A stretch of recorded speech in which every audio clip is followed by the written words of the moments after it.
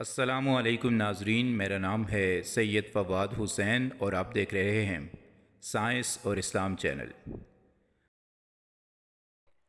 ناظرین، جب یزید کو ایک غیر اسلامی طریقے سے بادشاہت کا منصب سونپ دیا گیا تو اس کی مخالفت میں کئی صحابی کھڑے ہوئے، جن میں عبداللہ بن عباس، عبداللہ بن عمر اور عبداللہ بن زبیر نمایاں تھے۔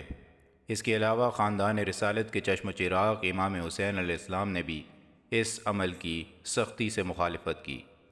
ان کا یہ جائز موقف تھا کہ امیر شام اور امام حسن کے درمیان جو صلح ہوئی تھی، اس کی شرائط میں سے یہ شرط سب سے نمایاں تھی کہ امیر شام اپنی حکومت کے بعد یہ منصب دوبارہ خاندان رسول کے حوالے کریں گے اور اپنی اولاد کو حکومت دے کر اسلام میں موروثیت کی بنیاد نہیں رکھیں گے۔ لیکن افسوس کہ ایسا نہ ہو سکا اور امیر شام نے اپنے بیٹے کو بادشاہ مقرر کر دیا۔ بادشاہت سنبھالنے کے بعد یزید کو یہ معلوم ہو چکا تھا کہ یہ چند لوگ اس کی بیعت کرنے سے انکار کر رہے ہیں۔ تاریخ لکھتی ہے کہ اسے سب سے زیادہ خطرہ امام حسین سے تھا، اس لیے اس نے مدینہ پہ ولید بن عتبہ نامی ایک گورنر تعینات کیا اور اس گورنر کو یہ حکم دیا کہ وہ جائے اور جا کر امام حسین سے بیعت وصول کرے، اور اگر وہ اس سے انکار کریں تو ان کا سر میرے پاس لے آئے۔ اب جو لوگ یزید کا دفاع کرنے کی کوشش کرتے ہیں، ان سے کوئی پوچھے کہ اگر یزید امام حسین کو مارنا نہیں چاہتا تھا تو اس نے اپنے گورنر کو ایسا حکم کیوں دیا؟ خیر ناظرین، میں اس داستان کو زیادہ لمبا کھینچنا نہیں چاہتا، اس لیے سرسری یہ بیان کر دوں کہ ولید بن عتبہ نے امام حسین کو پیغام پہنچایا، جس پر امام حسین علیہ السلام نے جواب میں صاف انکار کر دیا کہ وہ یزید کی بیعت نہیں کریں گے۔ یہ کہہ کر آپ علیہ السلام اپنے خاندان سمیت مدینہ سے مکہ چلے گئے، جہاں عبداللہ بن زبیر اور عبداللہ بن عباس رضی اللہ تعالی عنہ سے ملاقاتیں ہوئیں۔ امام حسین وہاں کئی ماہ رکے اور اس دوران ہی ان کو کوفہ میں موجود آپ کے حامیوں کے ڈھیروں خطوط آنے لگے، جس میں وہ یہی لکھا کرتے تھے کہ آپ کوفہ آ جائیں۔ یہاں یاد رکھیں کہ حضرت علی کرم اللہ وجہ الکریم نے اپنے دور میں کوفہ کو اپنا کیپٹل سٹی بنا رکھا تھا، اس لیے وہاں کے لوگوں کی آپ کے ساتھ بہت محبتیں جڑی تھیں۔ جب امام حسین نے ان لوگوں کے اتنے زیادہ خطوط دیکھے تو انہوں نے مسلم بن عقیل رضی اللہ تعالیٰ عنہ کو کوفہ بھیجا تاکہ وہ وہاں پر جا کے خود سے ان لوگوں کے احساسات اور جذبات کو جان سکیں۔ اسی دوران مکہ کے لوگ بھی امام حسین کے گرویدہ ہوئے رہتے تھے۔ صحابہ کرام اور باقی افراد کثرت سے آپ کے پاس آتے تھے اور آپ کا حال احوال پوچھا کرتے تھے۔ تاریخ تبری اور مقتل حسین جیسی کتابوں میں یہ لکھا گیا ہے کہ عبداللہ بن زبیر رضی اللہ تعالی عنہ نے بھی بہت دفعہ امام حسین سے کہا کہ آپ مکہ میں ہی ٹھہر جائیں اور ہم سب آپ کے ہاتھ پہ بیعت کر لیں گے اور پھر مل کر بنو امیہ کے خلاف جنگ کریں گے۔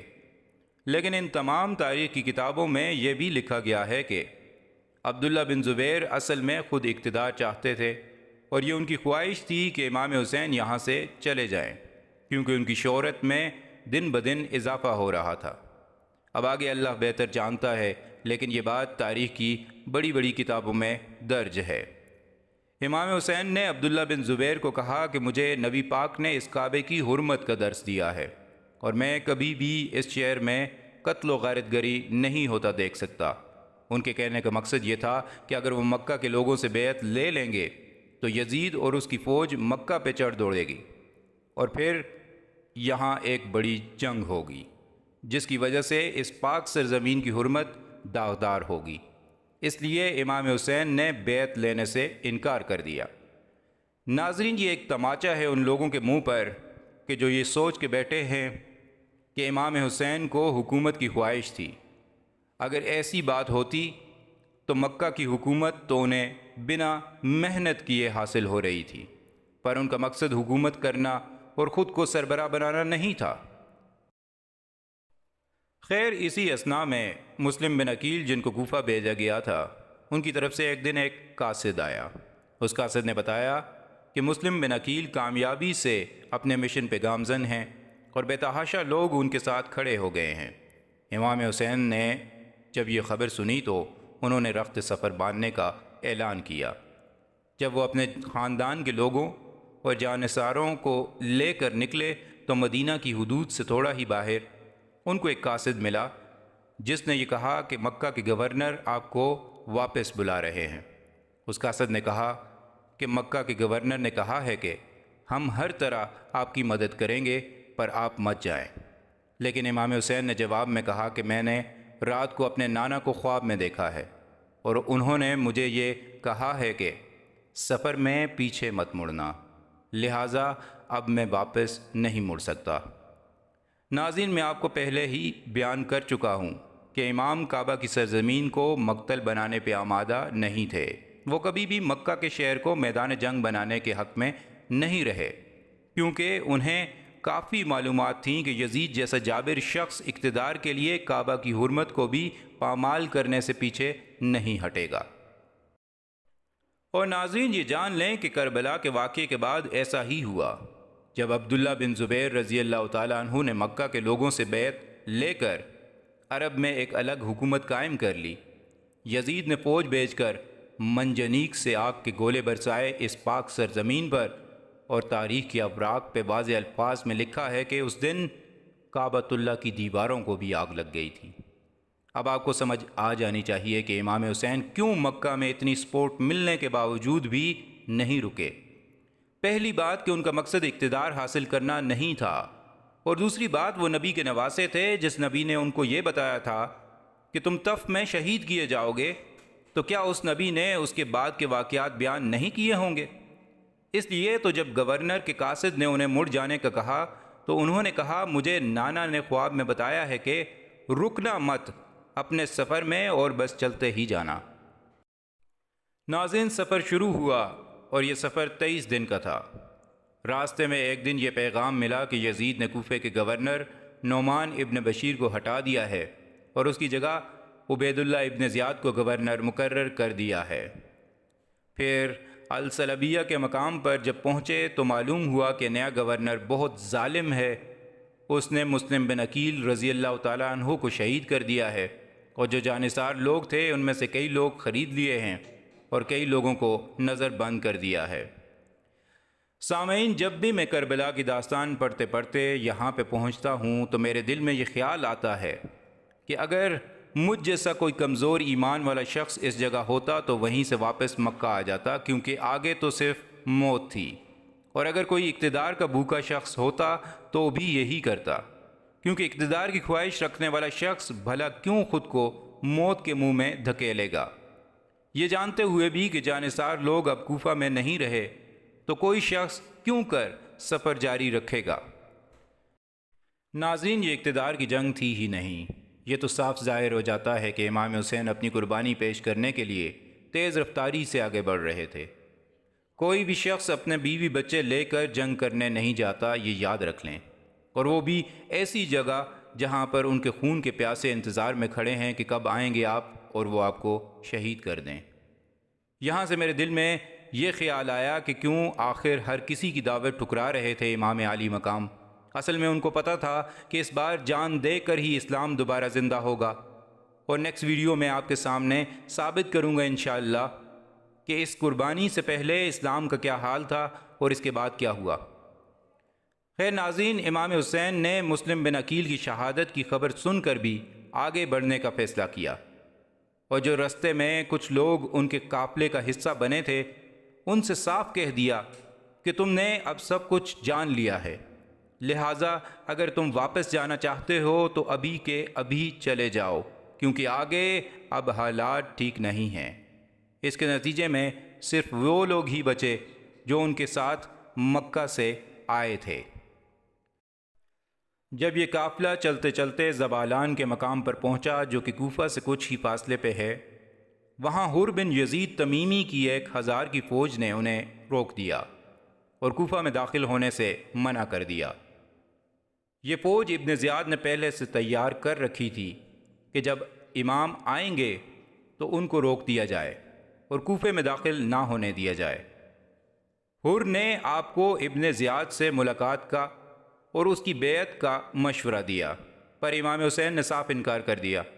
حر نے اس پر کہا کہ پھر آپ کوفہ داخل نہیں ہو سکتے۔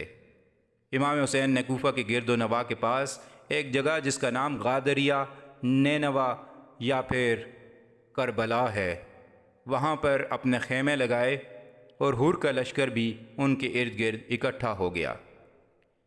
شیعہ روایات میں آتا ہے کہ آپ جب کوفہ کے ایک حصے میں قافلے کے ساتھ چل رہے تھے تو آپ کا گھوڑا رک گیا اور آگے چلنے سے انکاری ہو گیا، تو امام سمجھ گئے اور گھوڑے سے اتر کر حضرت عباس علمدار سے کہا کہ جاؤ عباس، اس جگہ کا نام پتہ کراؤ۔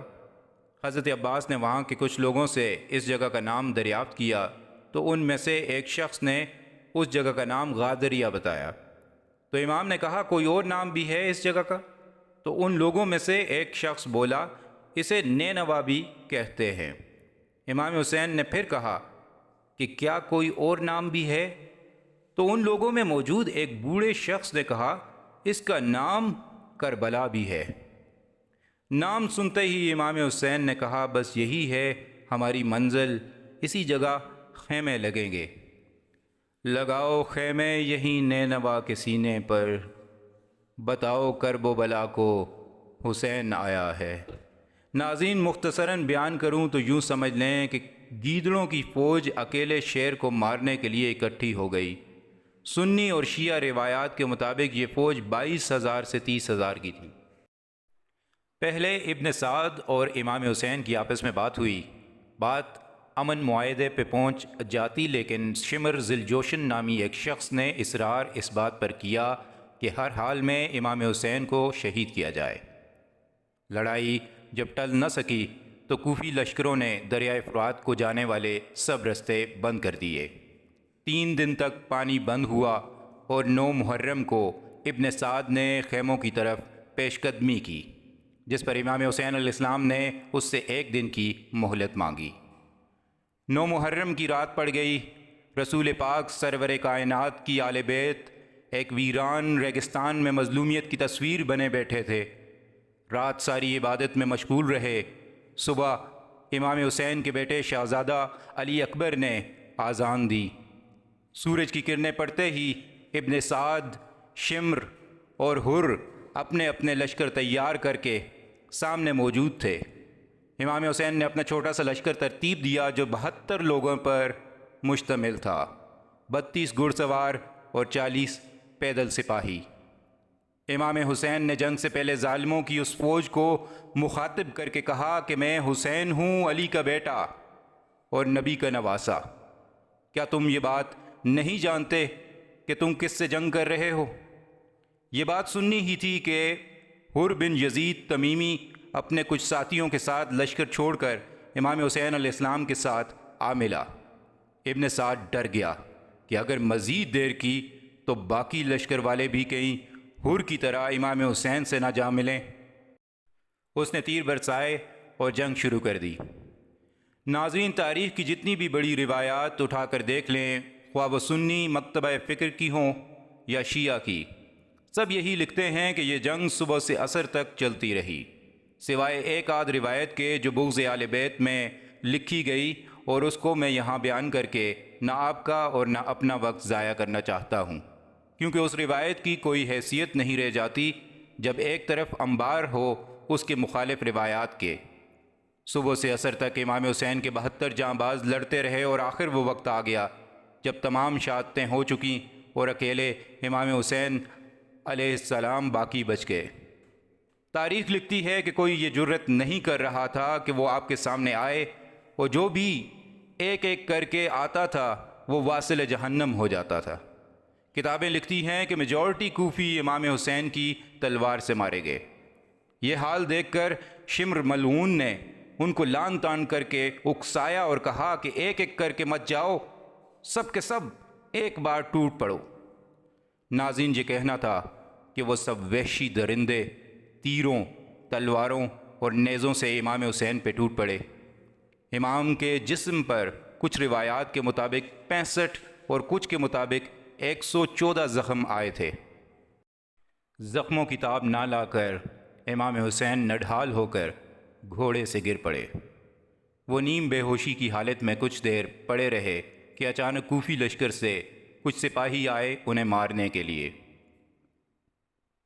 اتنے میں عصر کی اذان ہوئی۔